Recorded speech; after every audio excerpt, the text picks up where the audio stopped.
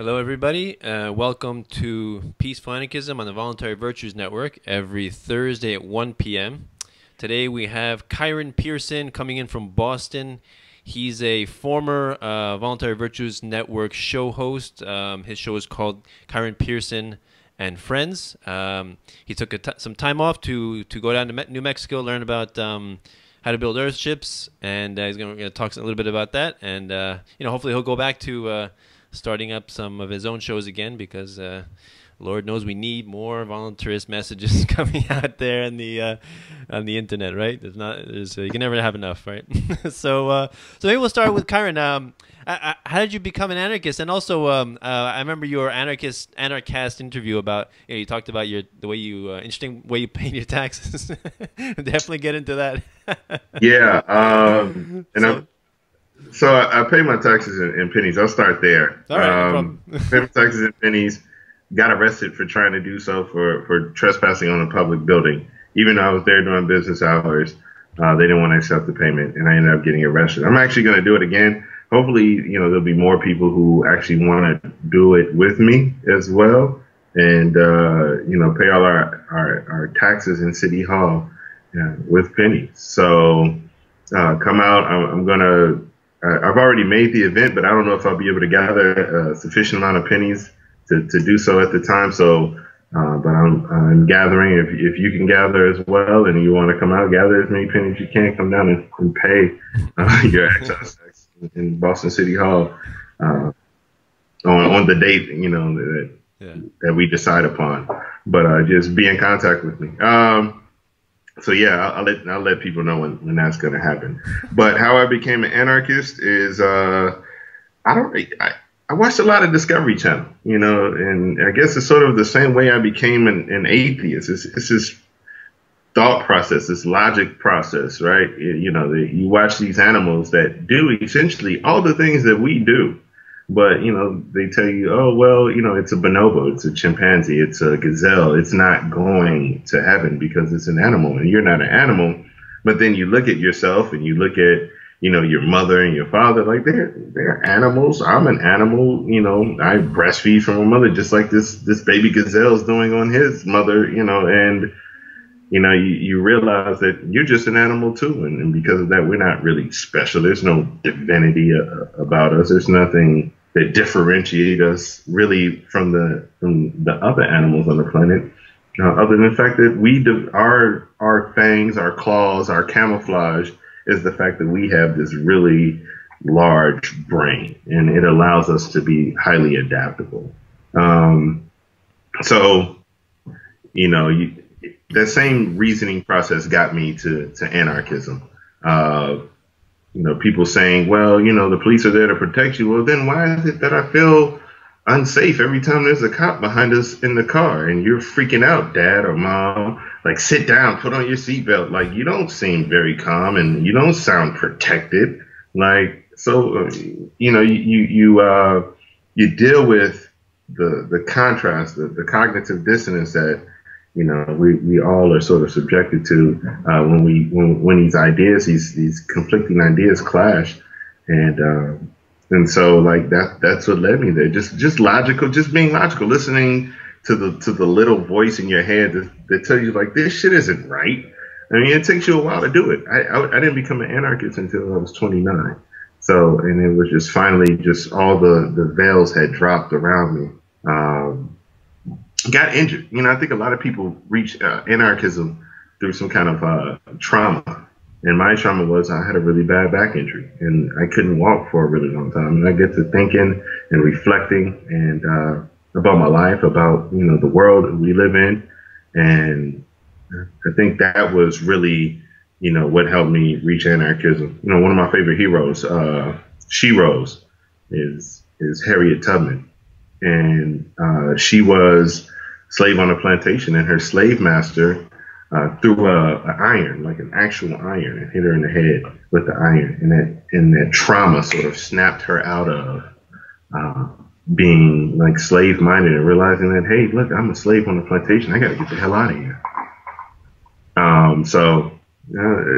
And then also too on Jeff Berg's show, and I really hold to this, is speaking Spanish and fishing helped me become an anarchist, because like understanding the history of people, like there wasn't always game wardens to like check and see if you had a fishing license. Like people went out, they fished, they risked their lives to go out into the river or into the ocean to go catch some food for themselves.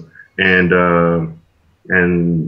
that was, that's the story of man for thousands of years before, you know, the state came along and decided, hey, look, you can't survive unless we give you permission to survive out of nature. So that's fishing and speaking Spanish. You know, it opens your worldview. You get to speak to people in different places where there really isn't that many police, and in places where they're not police, you really feel free. I mean, I'm back here in Boston, and all I've been hearing is sirens, and I can't remember any sirens in Mexico, none. And it's just it creates something inside of you, and it when you live in different places, just being able to speak the language allowed me to live in places where I was exposed to what it's like to not be feeling like I'm in a police state. Yeah, that's true. You know, we get used to living in a certain way, and then once you step out of that, you know, you're shaken. You wake up a little bit. You're like, wait a minute, the whole world doesn't live like this. Right, reverse culture shock is what they call it. When you come back home and you're like, whoa, this is some really. I grew up in this. This is normal. This was normal to me, and so yeah. Yeah, exactly. Well, tell me what any personalities or books that influenced you the most in your development. As an anarchist. Yeah. I don't know. You know, I can't say any books. I watched a lot of TV. I'm from the sort of the TV generation when cable TV had come out, and I watched a lot of Discovery Channel, like I said, a lot of Animal Planet, a lot of History Channel. I think when you really understand sort of history, I would say most anarchists have a really good understanding of the history of man and historical events, and just understanding the continuous thread of the initiation of force and what that has meant for human beings, and having a monopoly on the initiation of force, a monopoly on force, and what that has meant for people, and so, you know, being exposed to those things, I think really helps. I was kind of a nerd in a weird way in school. I didn't really read books. My dad bought us a set of encyclopedias when I was in about the sixth grade. And I literally would just like flip through them in order to read about all the animal stuff I could. But, you know, it was like the internet back then for me. Like you would see something interesting, you would start reading about it. And, you know, that's what I did. I literally would sit down for hours and just flip through the encyclopedia. And, you know, if there was any book I read, that was it. Yeah. Yeah. I myself also did a lot of reading, and I understand that, you know, one of the things about voluntarists is that, you know, most voluntarists are well read. You know, most people don't just like wake up and, you know, recognize, you know, taxation is theft, coercion is not consent. You know, these are things that you really have to study to internalize and understand, because they go so contrary to the propaganda that we're all fed in our government schooling, right? Right. And it's funny. I'm actually reading now The Pitfalls of Language. I forget the exact title, but it covers like logical fallacies. And in the opening of the book, the author says that language is the only way that you can actually think. Like thought exists only because language exists. So if there was no language, we couldn't have thought. So because of which, most of us don't understand or have access or have never been exposed to the language of liberty. So like, you know, when somebody was like voluntarism, you're like, well, what's voluntarism? Or like, what's statism? And you went and actually looked it up because you knew you didn't know the word. And like most people don't, they just skim right over it and like, fuck it, I don't know what that means. I don't care. But I think once you get exposed to those words and those concepts, once you know and understand them, then like you have no choice but to become a voluntarist. I actually made a post today. It was like, if you, or yesterday, I believe, you actually think you understand the concept of voluntarism and you're not a voluntarist, either you're a fucking liar or you're a fucking psychopath. You don't really get a choice. There's no middle ground. Like, if you're claiming you really understand this concept, then like those are your two options. Just let me know which it is, and that would be great, right? It's like if you're a slave master, and then one day you wake up, you know what? Slavery is immoral, but yeah, I'll just continue my slave master routine. Right. It's like, well, you're an immoral person, right? You've either realized that or you're just you have it, right? Yeah. Go ahead. No, I was just gonna say that that's fundamentally what, in my mind, what politicians are. Many of them, are what drives them is a lack of empathy, because it's hard to say that some of them, if some of them really believe what they're saying, or they're just economically ignorant, or they're just stupid. It's hard to say, but either way, the road to hell is paved with good intentions, right? So even saying I had good intentions when I killed the person, it's still, or when I enslaved millions of people, you're still enslaving millions of people, right? Regardless if you're ignorant or not. So that, to me, calls the question, is it necessary to have the throne of power for people to use, and in the process, damage and hinder the freedom of millions of people, right? Well, it's funny you bring it that. This is a great transition, I think, into what the Walter Block interview that happened on Anarchist recently, when Walter Block, Mr. Libertarian, self-proclaimed anarcho-capitalist, is saying that he supports Rand Paul. And it's like, okay, do you fucking understand what these concepts really mean, right? Will the ends justify the means, right? If I'm saying that theft is always wrong in any shape or form, and all the things that violate the NAP are a form of theft.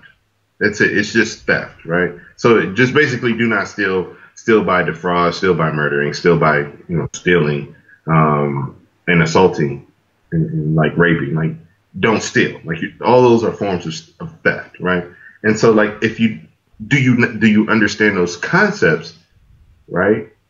And if you do, then how is it that you're going to advocate that theft happens in order for you to get a candidate in that you think has the same politics as you, but doesn't, because he's actually running for office? Because in order for him to get into office, he's going to receive stolen money, and he's going to decide how to spend stolen money. He's participating in his own enslavement and the enslavement of others. Unless he gets in and denounces his pay and then just completely shuts down government, like, yeah, you're not an anarchist, right? Like, you're just not, and that's not gonna. Rand Paul's not gonna get in office tomorrow if he becomes the president and just say, you know what, everything shut down. Government, the militaries, we're withdrawing all the troops, all the arms are going to, anybody who wants them, you can take them, you can homestead all this government land out west, out east, wherever we have land. Shit's not gonna happen, right? It's just not. Because the U.S. empire of around 800 military bases scattered throughout the world, the petrodollar backed by the might of the U.S. military, that's just going to vanish, right? It's just going to go up in smoke. In thin air. They're just going to willingly give it up. And the other thing is, I have heard that argument. A lot of people say, it's the Lysander Spooner argument that voting, if you're voting, it's not necessarily means that you're consenting to being governed. It's just that you're voting in self-defense. And Lysander Spooner, he was saying that if you're thrown into a battlefield, you're killing people not because you like to kill people, but because so you don't get killed yourself, right? So in self-defense, you're killing people, which is it's interesting, but still, I mean, we don't have to participate. Like when you get in the battlefield, okay, if somebody's shooting at you, you don't have much of a choice. But if you're in living in our society, you can opt out. You can be more agorist in your interactions. You can deal more with precious metals in Bitcoin, right? You can deal more off the books and things like that. Starve the beast as much as we can. Mm-hmm. But once you start compromising your principles and voting for politicians in order to get whipped a little bit less, right, you go down a path that so many people have gone down. And when in history has such actions ever led to actual freedom? Like if voting could actually change anything, it would be made illegal. Yeah. Right. Emma Goldman said that. Like, and never be deceived by don't ever believe that rich people will ever allow you to vote away their wealth. That was Lucy Parsons, right? Mm-hmm. Like, you voting isn't going to change shit. And the fact that most people, ironically, believe that this is a democracy, right? And yet only 34 to 40% of the voting populace actually shows up to vote. And they're not like, well, this election doesn't count because the majority of the people didn't show up. And even if the majority, say 50% of the people showed up, they're not all voting for the same candidate. So whatever candidate actually wins hasn't won anything, because the vote is invalid because the majority of the people who could vote didn't show up to vote. So this isn't a democracy, right? Mm-hmm. It should be blatantly obvious to anybody who has ever paid attention to anything, right? And then Obama's talking about making the vote mandatory. Like, that spells freedom, everyone. Mandatory voting. Yeah. And people signing this shit. Yeah. Yeah, I remember when that came up, and I mentioned that to my family member, who is a big-time socialist. She was ecstatic that Obama mentioned about mandatory voting. And I'm like, the first thing I ask is, okay, what happens if someone does not want to vote? And they're like, they don't want to consider that, right? They're like, no, it's just good to vote. Your civic duty. You're contributing to society. You have to voice your opinion, all that kind of crap. And that's the first thing I ask. What if you don't want to vote? Okay, you get fined. What if you don't pay the fine? It escalates, right? And is that really necessary? And is that equal to freedom? I really don't think so. No, I love it when people, especially like older black people, my parents, well, one of my parents, my mom, well, a lot of people died for you to be able to vote. I'm like, actually, they didn't die for me to be able to vote. They died for me to be able to make the decision of whether I wanted to vote or not. That's why they died, right?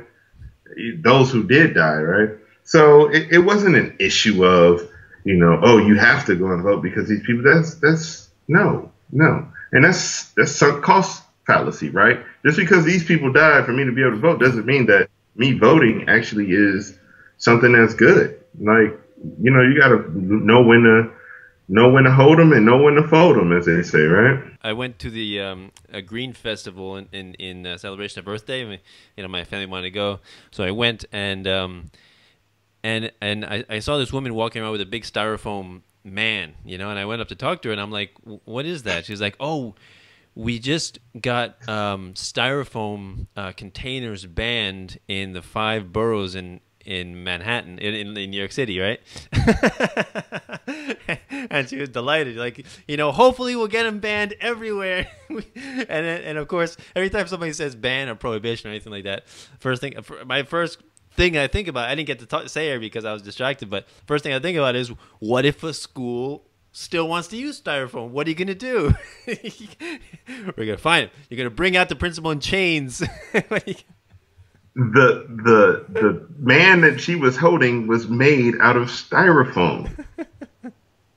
That's the crazy part. Yeah. Right, you said she was holding a styrofoam man? Yeah, it's like this huge thing that she made out of styrofoam. Yeah, it was like a styrofoam man, basically. Yeah, that's what it was. But because that's the problem with the world. There's too much styrofoam. That's the problem. It's not the not the currency creation, not the counterfeiting, not the surveillance, not the drone strikes, not the wars, not the nuclear detonations. It's the styrofoam. That's the problem.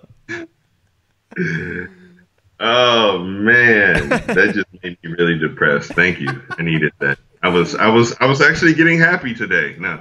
Yeah, I mean, I'm all about doing things that are healthy. Like I'm an acupuncturist, herbalist, and Eastern nutritionist, right? So I'm all about Eastern nutrition, holistic health, and things like that. But that was before I studied voluntarism, actually. And then once I started studying more of anarchism, anarcho-capitalism, voluntarism, and learning about this stuff, it's not so simple. Like just buy organic and you'll be fine. It goes a little bit deeper, because when you realize that the organic label is itself a USDA label, right? You have to pay to put that shit on your product. Yeah, it's very expensive, and entails a lot of paperwork. And again, it's a government agency that distributes that label. So again, when in history has any government agency been dependable in anything that it does, and truthful and honest? And so when you realize that, you're like, wait a minute, it's not the perfect thing to buy.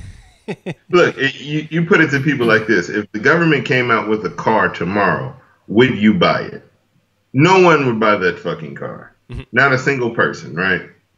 And so, it's funny you mentioned that you're an herbalist, and I thought about your first question and how you became an anarchist, and I talked about the trauma of being injured. Part of that was figuring out that human beings aren't supposed to live like this. How are we supposed to live? Okay, what are we supposed to eat? Even down to like just the basics of what it is that we're supposed to put in our bodies as animals, as creatures on this planet, because just about every animal in the wild knows what the fuck it's supposed to eat. You don't see pandas like, well, maybe I'll try to catch a gazelle today. No, they're sticking with the bamboo. That's what that's their go-to. There's no questions about it, right? There's no guesswork in it, and they know what they're supposed. We don't know what the fuck we're supposed to eat as animals on this planet. We're giving our kids shit in bags that is colors that nature can never produce on its own, and it's got all these chemicals in it, and we're scarfing that stuff down like it's going out of style. And so, for me, I was like, okay, I need to eat organic. I need to eat this. And I went and bought a juicer and a blender, and I started juicing, organic greens, and I felt great. And I was like, but I just spent $250 on greens, like on leaves, like kale. That is fucking kale. It's dino kale. This isn't like, some exotic shit. And so I'm like, there has to be a better way. Like if I had some land, I could grow my own food. And then I started looking into like, okay, well, where can I live where I can build my own house how I want to and grow my own food. And there's really nowhere where government isn't going to fuck with you on how you build your house, and which means you got to pay more money for architects and engineers and tradesmen that are licensed and bonded and unionized. And it's just like, oh my God, we're slaves. And even if you did buy the land and you pay for it outright, you have to keep working because you have to make money. Because if you don't pay the taxes on that land, what happens, Danilo? The government says, you know what? You can have it. Yeah, right. you seem to be doing well out there. Go ahead, just keep going. You seem like a nice guy. We'll give it to you. Yeah, right. We won't come out there and bother you at all. Yeah, so why don't you? This is a good transition to the, your schooling in the, in New Mexico. Right. So that was part of it, like wanting to get out of the city and have land and grow food and be healthy and be sort of the best me that I could be. Stefan Molyneux recently had on Elliot Holtz, which is like, I love this guy. I watch his stuff all the time. If you get a chance, you haven't checked him out, check him out. But he talks about becoming your best self, and so like wanting to do that, wanting to be out in nature and be a part of nature, and not have a huge impact on the planet, because I was all hippy dippy as far as like, wanting to, save the environment before I realized that this shit can be fixed. Let me just throw some fungus on it; it'll fix it all. Seriously, Paul Stamets is just like, just throw mold on. Paul Stamets, that guy's awesome. I follow him too. Yeah, just throw some fungus on it; it'll be good. We're good. But I got into earthships. A friend of mine was like, "Hey, Kieran, all the stuff you talk about, freedom and rainwater and collecting your own water and living off the land, you should check out earthships." So I started watching videos about them. Watch every single video I think on YouTube has ever had to offer at least 4 times. And I went out to the Earthship Academy. They actually started up an academy in the last couple of years where people can come out to Earthship Center, sort of like Earthship Biotecture out in Taos, New Mexico, and learn how to build earthships. Pound tires, which is basically fill the tires with earth and just pound them and create a brick out of a tire. You put cardboard in the bottom, of course, so the earth doesn't fall through, and you build up a house essentially. And this house collects its own rainwater. It uses that rainwater to shower. Then you use that shower water to water plants. The water in that planter is then used to flush the toilet. The toilet water goes out to the septic. The septic overflows into another botanical cell outside, and you grow food in that botanical cell. And then, some people have even gotten crafty and started using the water from the botanical cell outside to then reroute into the planter back inside. But you can't do that, so don't tell nobody that people are doing it. But I've also seen another guy who takes that water from the outside botanical cell and uses it to like water the other plants that aren't in that botanical cell. So there's so many things that you can do as far as that. It uses water 4 times, uses recycled materials, bottles, tires, and cans. A lot of concrete, unfortunately. But if you build a house and you don't have to do any repairs on it and don't have to tear it down, it's going to be there for 300 years. The fuck's a little concrete, right? Plant some trees, you'll be good, right? Or some hemp, but you can't do that,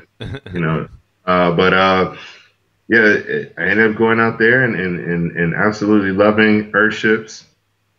Would love to build a lot more of them. I actually would love to build 33 earthships in my whole lifetime. But I went to a workshop, what do they call it? Basically a workshop out in Philadelphia, where the guy who came up with the technique, Michael Reynolds, he talked about this one earthship build that they did in Haiti after the earthquake there. And, he only spent like $4,500 to build this one earthship, but it collected rainwater, treated it, used the shower water to grow plants, used the sewer, the black water to grow plants. And he talked about this very simple 12-foot diameter hut that they had built out of tires and pounded earth. And he talked about it, and it made so much sense to me. And to paraphrase him, he said, I spent the last 30 years trying to build paradise in a house when all I had to do was build a house in paradise. And so for me, like, I have been looking very much at living in the tropics. And so I spent some time in Mexico for the last, couple months down there, just cruising around and seeing what it is. So how was Anarchapulco, right?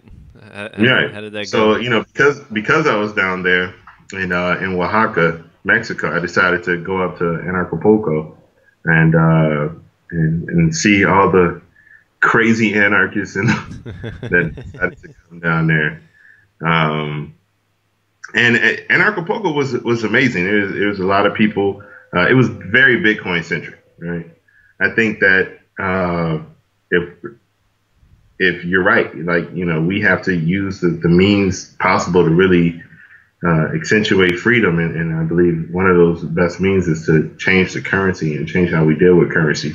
I have Bitcoin. I accept Bitcoin for just being handsome. But if you want to give me Bitcoin, but I use Bitcoin if I get the opportunity, which I think that's really where the rubber is having a hard time meeting the road, is that a lot of people aren't accepting Bitcoin because they're not, I guess, entrepreneurial and oriented towards doing that.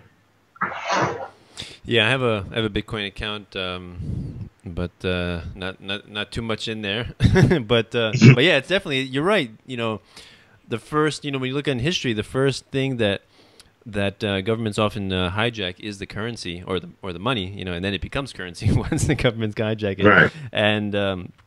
And then that's what really begins the authoritarianism, the tyranny, all of the oppression that happens, and then the laws come in, and then because once you can control the money is the lifeblood of the economy, and once that becomes corrupted and devalued and debauched, then people can, that's what people transact in, and once that is no longer reliable, that's it. The middle class gets destroyed. The wealth transfers from the middle class, the industrious, to the politically connected and the right. The elite.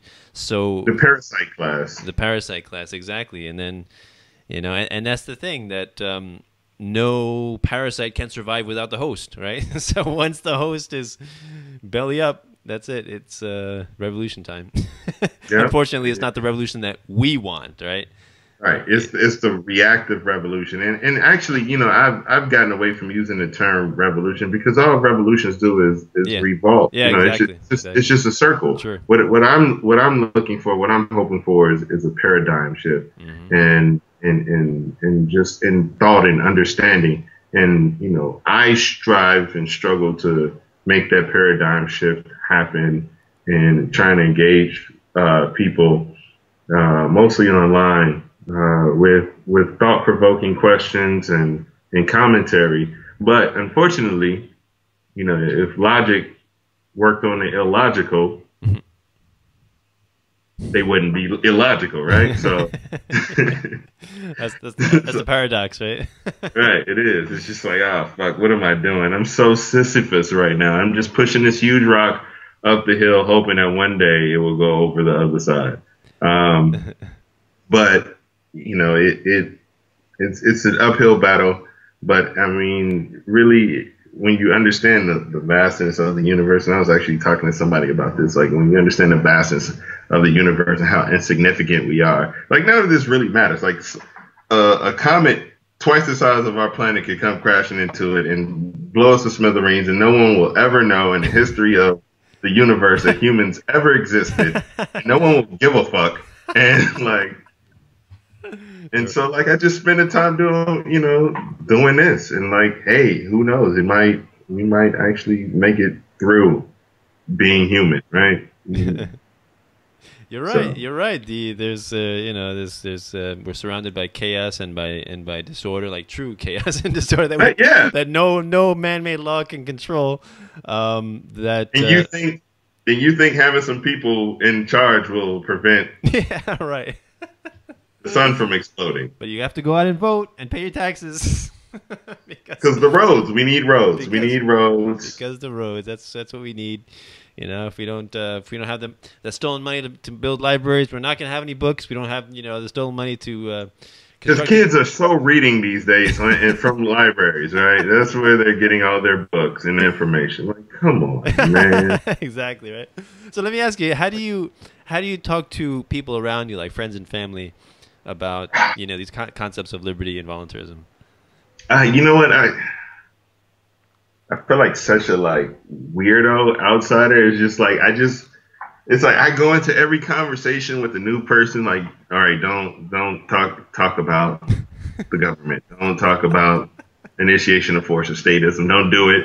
Just keep it small talk, and then they'll inevitably say some of the most ignorant shit, and I'm just like, well, actually, you know. That's when you know the bomb is coming. Every conversation. That's when you know the bomb is coming. Well, actually. Actually, Then you lay it onto them. I can't condone that. Yeah. I get some pretty fierce debates with my mother, with my father, with my brother. Actually, he's coming along. He's 23, and I would say he's like a voluntarist in the making. He's in that the phase where he's asking me questions like, why is 401k bad again? Why is taxes bad again? Just remind me again so I understand it. But other of my family members are really resisting. Like my grandfather, who's pretty big socialist and Democrat. He's against. This is kind of interesting. He wrote a poem recently against the Iraq War, and then and I thought my mother's like, isn't that wonderful? I'm like, yeah, that's wonderful, but what's so special about the Iraq War? Like, war is mass murder. War is the health of the state. I'm not just against the Iraq War. I'm against mass murder in general. War in general. Most wars are founded on lies and deception and propaganda. All wars. I'm not against Obama. I'm against the idea of having a ruler. That's what I'm against. Right. I'm not racist. Yeah. Like it in Obama. Like,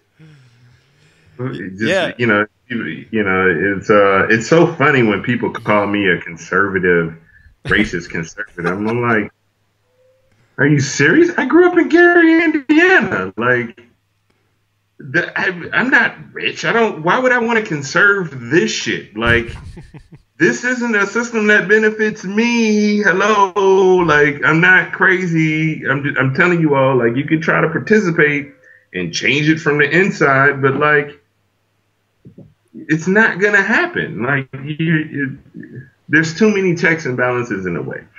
So, it's talking to family members. I've kind of like, I'm like unofficially involuntarily defooed in a sense. Defooed means family of origin. It's an acronym, but so like defooing means like you just leave your family of origin because they're whatever, they're philosophically or they were just such assholes that you have to get away from them. And so but like I've been sort of involuntarily defooed from nobody calls me anymore. Nobody really talks to me anymore. So it's kind of nice that it isn't the case because you get in a really sad, dark place when your dad's telling you, oh well, God killed all of these people because it was His creation to do so, and that's fine. It's just like, so like, let me get this straight. You worship an entity that would kill people. Well, it's like an artist destroying his masterpiece. I'm like, so wait, you're saying millions of human lives are comparable to an artist destroying a piece of art? Are you fucking crazy? Do you realize how fucking crazy? Like, I'm your son? How did this happen? What the fuck? And it's just, and you're just like, I'm going back in. I'm taking some more mushrooms. So you grew up as a Christian? I grew up, I mean, yeah, it's America. I'm black. Like, we weren't Muslim. My dad never went to prison, so that didn't happen. Yeah. But we were raised as Christians. We would sit around and read the Bible every Sunday at home, right? That was our church. We would actually read the Bible. And I think that's actually how I became an atheist. For some reason, I found it interesting. I was like, this is some bullshit. Like, y'all are believing this shit? And, and I'm like looking around the table, my brothers, and they're not paying attention. They don't give a fuck. And I'm actually reading it like, this is some interesting bullshit. And and so it was interesting. Now my dad accuses me of not reading the Bible, understanding it. And so I'm just like, I've read it, dude. I understand it better than most Christians. But for the most part, I don't really talk to my family and friends. Well, my family, my friends, they all understand it. Like, I don't really hang around with people who don't understand anarchism, who don't understand voluntary. It's just like, it's a waste of fucking time. Why would I invest in our friendship and you are voting to have people like me thrown in cages? for victimless crimes, right? I'm all set. Like, I don't need you as a friend. I'll be fine. Mm-hmm. Right?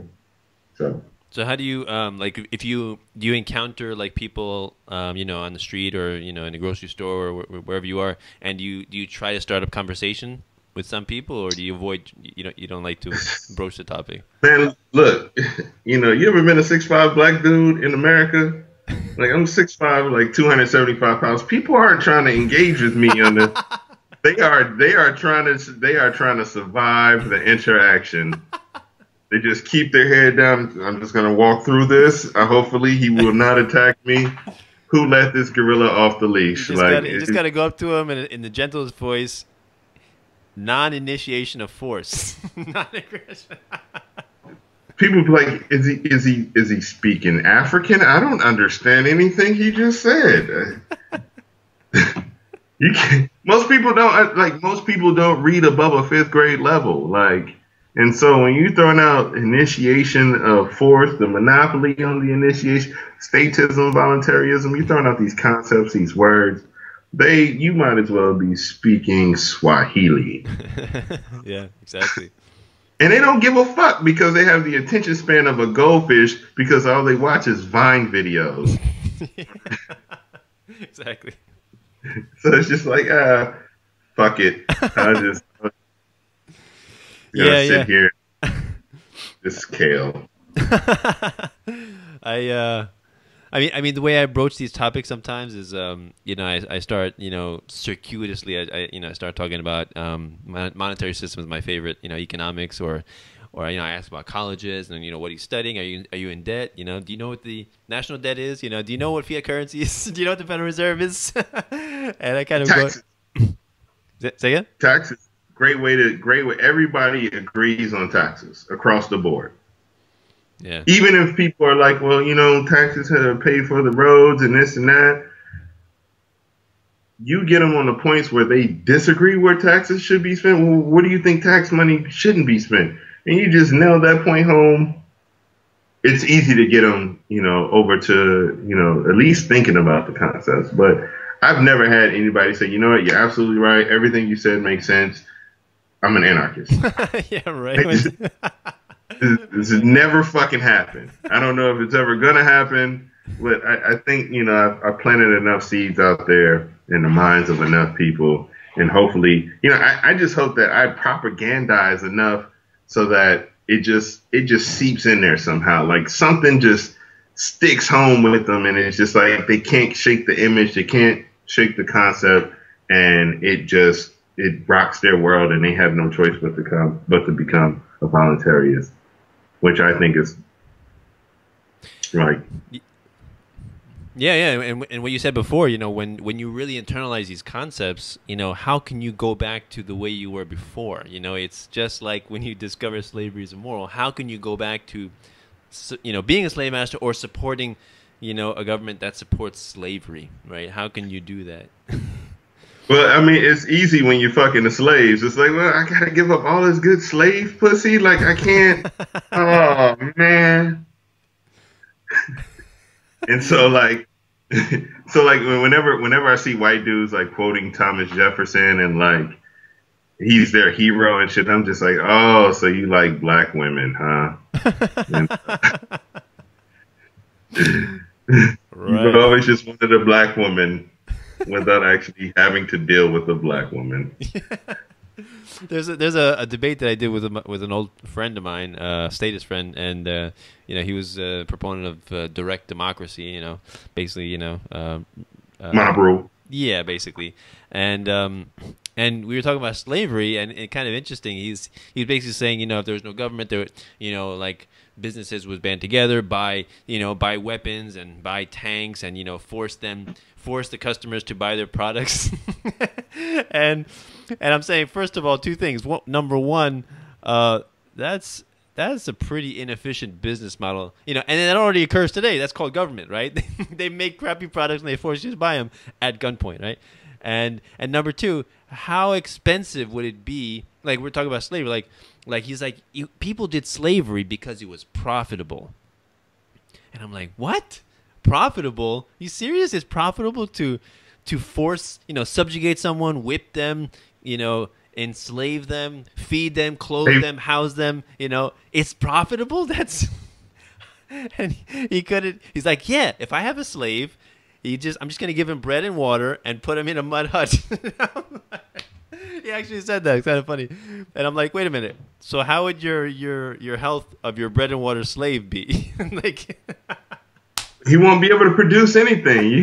There's got to be so many inputs just to keep him alive. It's kind of funny. Have you ever got? There was this comedian. We talked about Steve Hughes, and he was like, jobs are like, that's how they keep you distracted and tired, too tired to be able to think philosophically, rationally about your reality.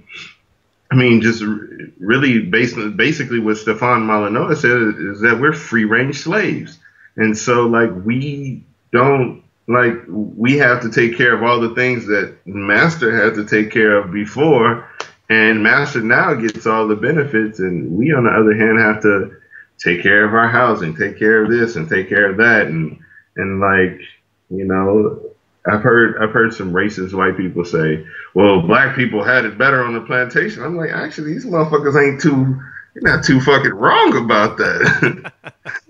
They had everybody had a job on the plantation. Full employment, right? Full employment on the plantation. Everybody ate. There's nobody went hungry on the plantation. and that's the other crazy thing is in our society, like let's say a person murders someone, in our current justice system, the way they respond is the family who of the murdered person has to pay for that person through taxes to be clothed, housed, have security, have food. No, it's funny. I mentioned this very point. I've mentioned it before on shows on voluntary virtues, roundtable. My brother was murdered, right? Some 11 years ago. And, I tell people the injustice wasn't that, my brother was murdered. The injustice is that my mother and, my family who lives here and all my brother's friends and have to pay for the guy who murdered my brother to be, taken care of for the rest of his life. Like, that's the injustice. That is the injustice, right? Because, why should I have to pay for this guy being a fuck up, right? So, and the guy who I was talking to, actually, he has a son that has almost the reverse name of mine. It was crazy. We had a crazy conversation, met him randomly in a parking lot. And so, he was vibing with everything that I was saying. And so it was one of those rare situations in which somebody was actually like, no, you're not crazy. That actually makes a lot of sense. So it was, I was just bringing that up just yesterday that, you have to pay for your murderer. Your family has to pay for your murderer to be taken care of for the rest of their life in this paradigm. That's crazy. That's not justice. Has to. There's no option. You can't be like, I'm not paying that tax. Yeah, it's the difference between restitution and retribution, right? It's the difference between rewarding the criminal or making the victim whole. And obviously with with other crimes, like theft and assault and rape, you can sort of make the person whole, paying for medical expenses and lost time at work and emotional damage, things like that. But murder, how can you make the person whole? You can't, but you can sort of help out the family member, all that same sort of thing, or give a monetary it's kind of difficult to assign a monetary value on a human life, but that's kind of the market way of restoring the person rather than rewarding the criminal, which is what we do today. Yeah, and I'm thinking about this concept of like, how much money would you actually need to make if you are a person and you have your own land and everybody can grow food because the government isn't like like they've done in Tulsa, Oklahoma, or in Florida, come in and like, or Michigan, come in and destroy your garden, or come in and arrest you for having chickens, and and force you to tear up your garden in order for you not to go to jail. What if everybody could grow their own food? What if everybody's house was built from the materials that were on their land? How much money would you actually have to make a year, right? And I'm not saying that we should all go back to some sort of Neolithic barter homesteading, home on the range existence. I mean, we fucking have computers and cars that go like really fucking fast. And why would we want to go back to that existence, right? But what I'm saying is that we could do things extremely different to where money really isn't a huge issue. I mean, I often tell people, like, one way I get people going back to talking about how I talk to people about government is if government was really there to protect you, look at all these trees up and down the street, right? How many of them produce fruit? How many of them produce a nut, right? Something you can eat, something that, has value, right? Oh, they produce air. Well, I mean, air is great, but there's plenty of air on this planet. Why don't these trees produce fruit? Aren't there hungry people in the city? Aren't there hungry people in the countryside? If government was really there to protect you and keep you safe and to help you, all of these trees should be producing fruit, right? Yeah. And so it's just like, imagine if, though, all of the trees in the city were producing fruit. What if, instead of these huge parks and spaces that nobody fucking uses most of the time, because their kids are locked up in school and government schools being brainwashed most of the day, or eBay. There was food being grown out there. It's just how amazing would that world be, right? I think it would be pretty cool, but that's just me. That's a good idea, but the only problem with that is that would decrease the dependency of people on their EBT cards and food stamps and and WIC installments, so that's no good. Welfare is the worst thing that could ever happen to you. If you're on welfare, if you're accepting welfare and you're not an elite wealthy person raking in billions, I would say try to get off of it as soon as possible. It creates a dependency that it will destroy you. It will destroy your people. Look at Native Americans. Look at Black folks. It will fuck you up. Stay away from it if at all possible. I believe Thomas Sowell said, government steals your money secretly and gives it back to you flamboyantly. Yep. And like it's just people are falling for straight okie doke. Like, it's your own money. Like, you shouldn't be excited to get your own money back. You should be pissed off it was taken from you in the first place. And now you have all of these late fees and shit because you didn't have access to that money, which more money is stolen from you. It's just yeah. When I go to the park, and they have the signs that says, "Don't feed the geese because it will interfere with their natural activities and it will make them less able to take care of themselves and more dependent on you for food." And whoever I'm with, if I see that sign, I say, "You see that sign right there? That's what welfare does." That's exactly what welfare does to people. And the fucking irony is that government put up the fucking sign. Yeah, I know, right? and so many people who support welfare, they say, it's just, don't be like that. People just need it for a little while and then they get off of it. I'm like, what? You're saying that the percentage of people using welfare has been going down in the past few decades or going up? Which one? So people have to realize, human incentive, human action. Like, if there's free stuff, are people going to want to get more free stuff or less free stuff? I don't have to work for this. It just comes to me. Yeah, no, I'll do that.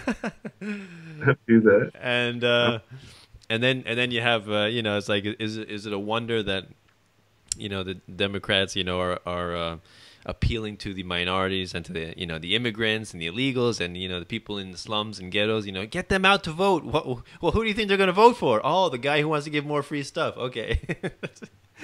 Exactly. And the Republicans and the conservatives want to vote for the guys who's going to cut their taxes and give them back subsidies, for their corporations and businesses. It's like, it's welfare all around. You just call it a different thing. Like, you need an accountant to get your welfare, but you get it, right? And it's okey doke is what I like to call it. Like, and everybody's fighting for the free stuff that they've been promised, but more than likely aren't going to get. And it's so interesting. You talk about people of color, and I think this is a great transition into Baltimore and what's going on there with the riots and everything. There's a bunch of disenfranchised people that haven't had access to funds, that haven't had access to being able to make funds. Because even if a kid opens up a lemonade stand trying to be entrepreneurial, the police will come in and shut that shit down. Oh, you don't have code and inspect, you don't have, the permits to be able to sell food on the street. And here's this little kid who's trying to be entrepreneurial, and his entrepreneurial spirit is just crushed in a moment. Right. And then he ends up being, a drug dealer, which isn't a bad thing. Like, they're not hurting the people that are buying the drugs. The person that wanted the drugs wants the drugs, and, they have the drugs to sell, and they're having voluntary interactions. They're not out there robbing their clients because their client isn't going to come back to them. Mm-hmm. They have a voluntary interaction like everybody else. So, what's going on in Baltimore is just a reflection of too much government intervention, too much government policy. Everybody's talking about, well, these people are burning down their own communities. Look, I'm all for private ownership, but nobody in that community that actually lives there actually owns any of the properties just about. You can go to just about any black neighborhood, any black community, any major city, and most of the people who live in those communities do not own the properties that they live in, right? At all. And not that you can even own property in the U.S. anyway, because, again, if you stop paying your property tax, government comes in and takes it from you. So can you say that you ever owned it? Never, right? Yeah. So, people are they're going to tear up their shit because, you got them locked in a cage and you're killing them, like, for running. Like, this dude, for all we know, the dude, Freddie Gray, that was killed, was just out for an afternoon jog, for a morning jog, whatever time. And the cops, broke his leg, and then they broke his neck, and he died in the hospital. Like, yeah. And, people are upset, people are frustrated. Unfortunately, it may not be the best reaction. I wish it was more of a thought out thing, response. I really hate to see private property being destroyed. I hate to see people losing their lives.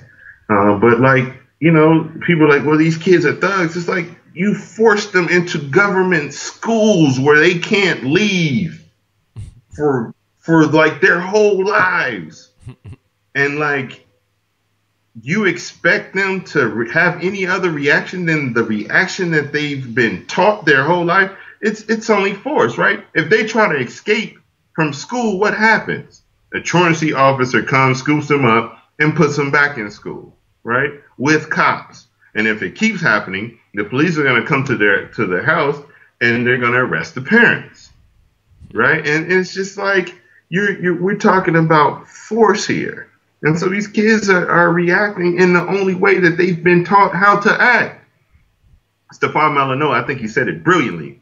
Children are a mirror. They hold up a mirror to how it is, what reality is, what you're actually, who you are, who we are as adults, who we are as a society. And, and instead of dealing with that issue and addressing what it is that we actually are and how the society is structured, we just drug the fuck out of them. And then when they come off the drugs, they kill themselves a lot of times. They kill other people sometimes. It is it's really unfortunate, the whole situation. One of the situations, and speaking of the children, right? One of the situations in Baltimore, it was a mother, right? And she's grabbing her son who's out there rioting and protesting. We don't know, right? Her son's just out there. He's got on a hoodie, he's got on a mask, and she sees her son and grabs him, and she starts like smacking him in front of CNN cameras, right? Now this lady's got at least $500 worth of hair extensions in her hair. Like easily $500 worth of hair extensions in her hair. Brand new clothes, gold everywhere, design fashion shoes, and she's smacking her kid. And I'm like, imagine if this kid, if instead of you spending all of that money on these frivolous things, you were buying this kid an AR-15 and having him go to the range, right? You were giving him ammo. You were teaching him combat formations, with this money that you're spending. Imagine if all the parents in your neighborhood were doing the same thing, right? And if some shit like this happened with the police killing one of them, they're out there, everybody's got an AR-15 walking up and down the street. Do you think the police would be out there brutalizing you all at a moment's notice? You all are essentially military trained, right? And you're 15, 16 with nothing else to do besides walk up and down the street with AR-15s? Police aren't going to fuck with you. They're just not. They're not going to come into your communities like that. And, I'm really excited about this Ghost Gunner.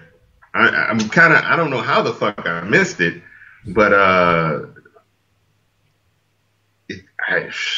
I'm excited about it. Like, I already knew before you could do it with the drill and a, what do they call it, a router. It's a tool. It's basically, it spins around a drill, but you can make a AR-15 lower receiver. You can buy 80% finished AR-15 lower receiver online. Anybody can buy it, and in order to make it into a lower receiver, you actually have to be able to have a gun. But legally in the United States, right? If they're giving you permission, which you already have permission, but that's a whole nother conversation. Dark Defense Distributed has made this machine in which you could put in an 80% lower receiver and have it completely like turned into an AR-15 lower receiver, completed in about an hour, and making it to a weapon, a fireable weapon, in about another hour. And so imagine if, one of these gets in the hands of these kids. I'm not saying that they should, unless you are legally capable to do so. Not that, other people in costumes and badges should be able to tell you what you could do as long as what you're doing isn't hurting or harming anyone. But imagine if everybody in the hood, in black neighborhoods, had AR-15s and walked down the street with them during these events, or just protected their neighborhood to where, hey, look, police, we don't need you, don't come in here, right? Yeah. There's no crime here, we're good, all right? We'll call you if anything happens, all right? We'll call you. Which we won't, because we don't fucking need you. I think that is going to completely change the paradigm. Well, they'll be using it to kill themselves and kill each other. Sure, that shit's going to happen. That shit happens now, right? White people kill each other too. Actually, most murders happen intra-racially. Like, if somebody white is killed, it's probably somebody white who killed them. An Indian or Asian or black, it's usually by the same person, somebody of their same, quote unquote race. So, for people who would say, well, they'll kill themselves, that's bullshit. That's a bullshit argument. And two, like, if you can walk down the street with a gun, why shouldn't I be allowed to? Is it because I'm a thug? Is that? Yeah. Yeah, so Yeah. I'm really excited about that technology, and I hope it gets out there. Unfortunately, they're railroading the fuck out of Cody Wilson and his company. They're Really? not allowing the machines that can carve out the ARs. FedEx isn't shipping. They won't ship his stuff. Wow, really? They won't ship it Oh, shit. because they're working in collusion with the government, right? Yeah. So even though they ship guns, Hmm. you know, FedEx ships guns, but you can't ship a machine that can make guns, but it isn't designed specifically to make guns. It can make anything, Yeah, yeah, and so um, it's a powerful technology, and you know I see it creating a lot of change as far as how people interact with the state, how the state interacts with people. Um, And I think they're running scared. I mean, there's 5,000 troops right now in Baltimore. I don't know if you got the memo on that, heard, but yeah, no, it's basically martial law. And it is martial law. I'm not gonna say basically, right? Even though they say, oh, we can never. They're saying that this isn't martial law, and it's so clearly fucking martial law. We're not in control. We're working in conjunction with. There's 5,000 troops in the city, hmm. policing the people. That's martial law. I mean, you can try to like back alley that shit and say, oh, well, the sheriff's in charge of the code. Yeah. So, Yeah, yeah. It is definitely crazy. True chaos. True, true disorder. Right. True violence. yeah. Hmm. So I don't want to keep you too much longer, but I just want to mention also about the rioting. That kind of reminds me of a video I saw on the Ferguson riot when you see these kids looting and destroying windows and stealing merchandise, and then you see yeah, mostly black kids, right? And then you see a black store owner coming out. This guy, he's like, what the hell are you guys doing? I didn't have anything to do with this. Why are you destroying my store? I built this store after many, many years with my own, capital and hard work. And you're just destroying it. You're not doing anything productive. You're just destroying. It's just outright destruction and violence. It has no productive end, and it is actually destructive, right? Destroys value. so Hmm. so Hmm. this is what people have to keep in mind when they see protesters and looters and people who are resisting that way. That there is no way that can have a net benefit.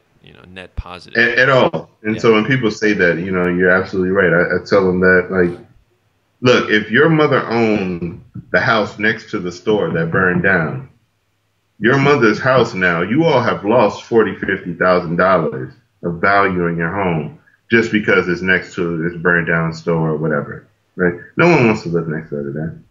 So, but therein lies the issue, right? These people aren't allowed, and I say these people because I can do that. Fuck you, I'm black, right? So my people aren't allowed typically to own homes in urban complexes, right? And so because they don't own them, they don't give a fuck what happens in those neighborhoods, right? The best way to make sure people take care of things is to give them ownership of it. Yep, classic tragedy of the commons argument. Yep. So, all right, so thank you very much, Kieran, for the conversation.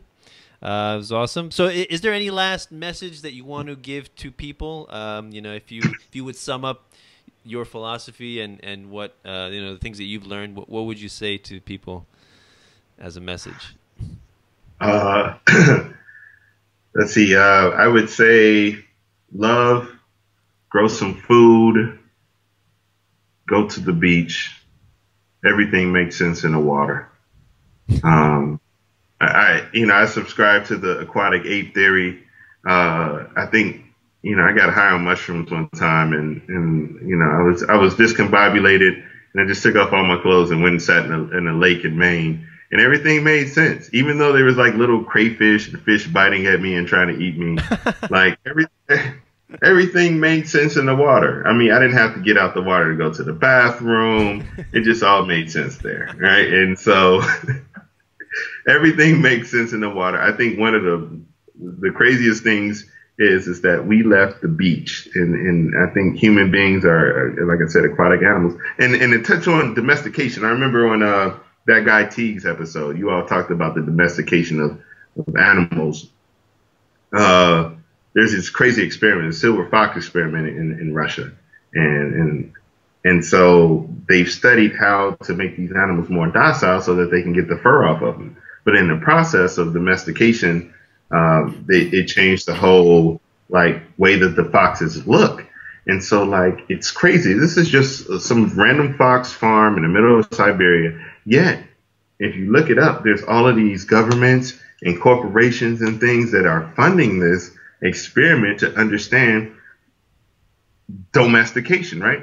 The dog that we have, the wolves that we have, we call them dogs, are actually just adult puppies. And so they are, and that's why they bark. A bark is just like a puppy yelp. And so wolves don't bark at all. Yeah. And so the way you domesticate an animal is to keep it in a childlike state, right? And so a lot of people are walking around here in a childlike state because they're dependent on the government. Break your dependence from government, rewild yourself, get out in nature, climb a tree, run real fast barefoot. Like, get in touch with nature. Like, you're not supposed to live in a fucking box. These are human nest boxes, right? Get out in nature. Yeah. That's what I would say. Get out, escape, rewild. Excellent. Nice advice. I love it. I totally agree. So thank you very much, Kieran. Awesome conversation. So this is Peaceful Anarchism on the Voluntary Virtues Network and theconsciousresistance.com. And you can also find me on theseedsofliberty.com on iTunes and Stitcher. And you can donate. Feel free to give some fiat love or Bitcoin, or through PayPal, whichever way you can get fiat, I would appreciate it, and I will most certainly use it. So thank you very much for listening. Have yourselves a wonderful day. Take care. Thank you for having me on, Danilo. No problem. Take care. Bye.